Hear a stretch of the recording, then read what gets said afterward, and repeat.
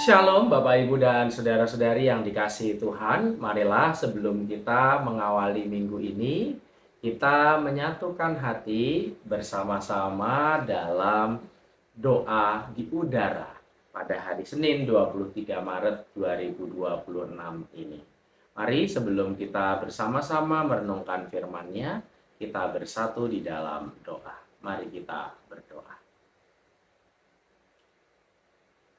Ya Allah, pencipta dan pemelihara kehidupan, kami datang ke hadirat-Mu dengan kesadaran penuh akan kebesaran karya-Mu. Di tengah dunia yang terus berputar tanpa henti ini, kami memohon agar Engkau meneduhkan hati dan pikiran kami. Biarlah terang firman-Mu menembus sanubari kami melalui bimbingan Roh Kudus, sehingga kami tidak hanya mendengar tetapi diubahkan untuk hidup lebih bijaksana dalam merawat kehidupan yang Engkau titipkan.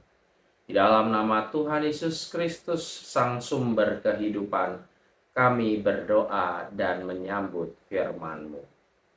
Amin. Bacaan firman Tuhan yang akan bersama kita refleksikan pada hari ini diambil dari Kisah Para Rasul 20 ayat 9 sampai dengan 10. Kisah Para Rasul 20 ayat 9 sampai dengan 10. Demikian firman Tuhan. Seorang pemuda bernama Eutikus duduk di jendela. Karena Paulus amat lama berbicara, pemuda itu tidak dapat menahan kantuknya. Akhirnya, ia tertidur lelap dan jatuh dari tingkat ketiga ke bawah.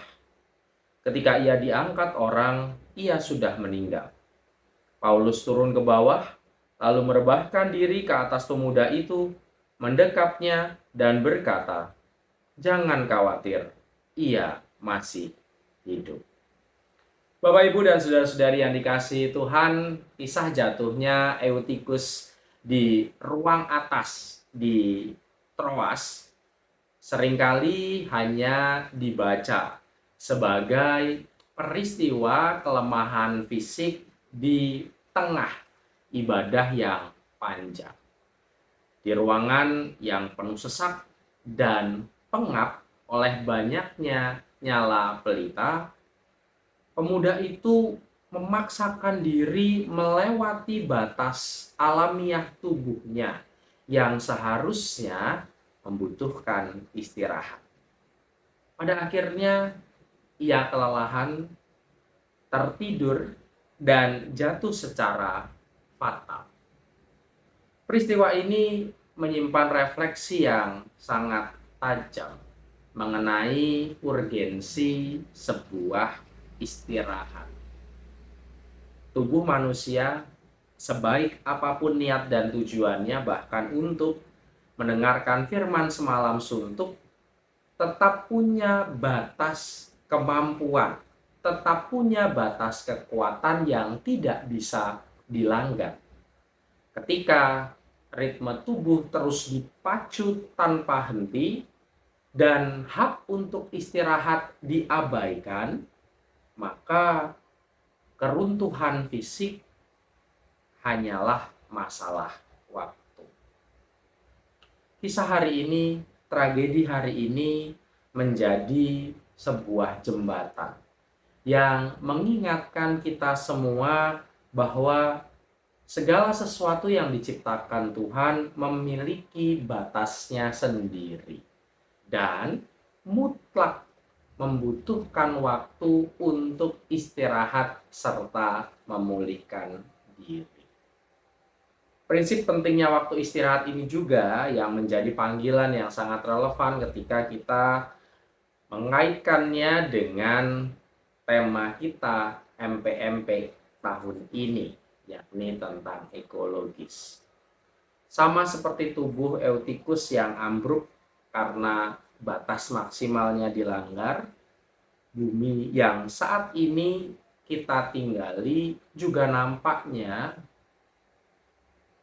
sudah mengalami kelelahan ekologis karena ada banyak eksploitasi yang kita atau manusia lakukan dan tanpa memberinya waktu untuk istirahat.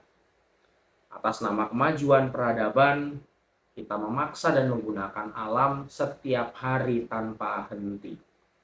Oleh karenanya, panggilan untuk menyadari bahwa semua yang hidup membutuhkan waktu untuk beristirahat, kita diundang untuk memberikan waktu istirahat juga bagi bumi dengan menghidupi spiritualitas Sabat atau hari istirahat bagi alam. Bagaimana caranya? Secara konkret, kita dapat melakukannya misalnya atau memulainya misalnya dengan memberikan jeda ketika kita mengkonsumsi sesuatu.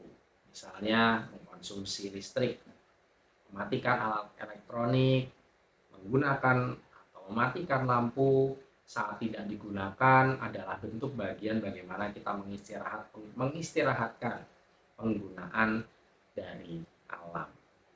Misalnya juga bijak menggunakan moda transportasi untuk mengistirahatkan udara kita dari emisi gas buang, serta juga mengurangi perilaku konsumtif harian kita.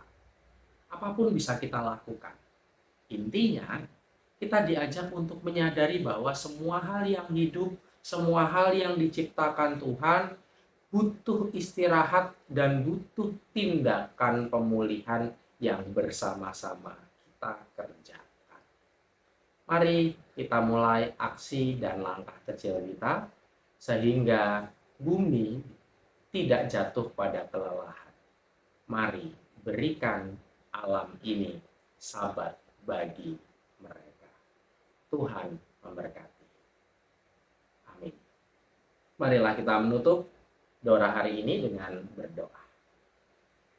Ya Bapa yang Maha Kasih, ampunilah kami jika selama ini kami hidup dengan memaksakan kehendak-Mu, kehendak kami, dan mengabaikan batas-batas kelestarian bumi yang Engkau ciptakan.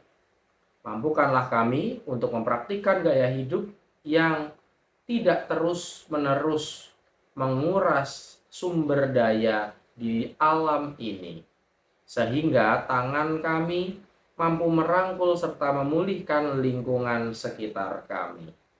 Kami juga menaikkan doa bagi gereja-Mu, biarlah gereja-Mu bersama dengan komunitas di dalamnya tidak lelah menyuarakan pentingnya merawat bumi dan mengajarkan untuk hidup dalam ritme yang selaras dengan kehendak-Mu.